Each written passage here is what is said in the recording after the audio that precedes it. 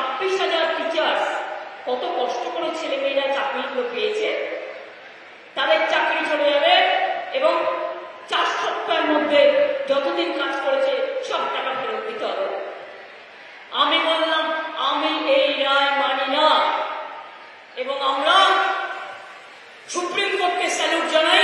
আমরা সুপ্রিম কোর্টে গেছিলাম, গভর্নমেন্টের পক্ষ থেকে ছাত্রছাত্রীরাও গিয়েছিল, অন্যান্যরাও গিয়েছিল এবং সেই কেসে স্টে করে দিয়েছে এখানকার বিজেপি, তারা আমাদের মুখ বন্ধ করে দিয়েছে। কদিন ধরে আপনারা দেখেছেন এই বিজেপি সংবাদ মাধ্যমগুলোকে, এবিপি আনন্দ থেকে শুরু করে সব কাগজ একমাত্র আজকাল করেনি, আমি স্যালুট জানাই পয়সার জন্য। বর্তমান প্রথম দুদিন গিয়েছিল, তারপরে তারাও করেনি, আমি স্যালুট জানাই তাদের। মিথ্যে মিথ্যে লিখে 1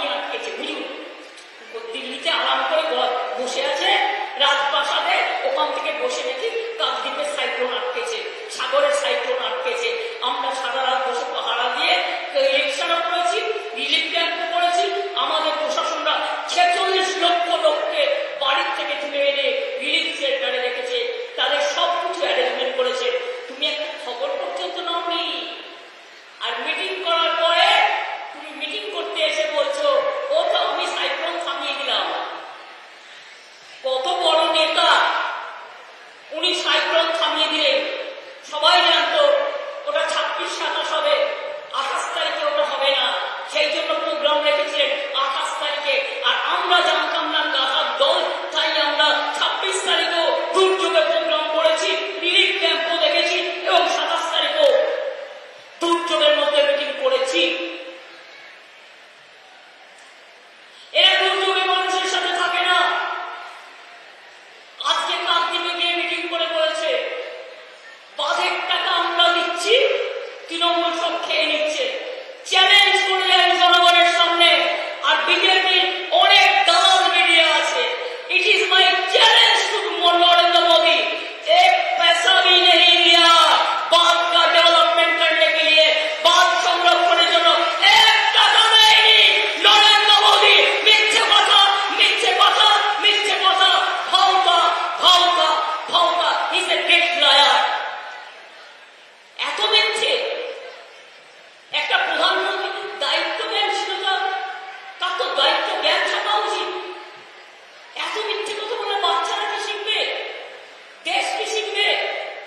আসলে কি জানেন তো, উনি জেনে গেছে উনি হেরে যাবেন।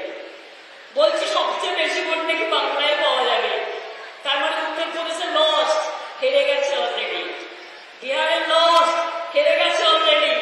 ওনার তাই এখন বাংলায় আসন টু আসন চাই, পাবে না। ওর বাংলা তোমায় কল্যাণ দেবে।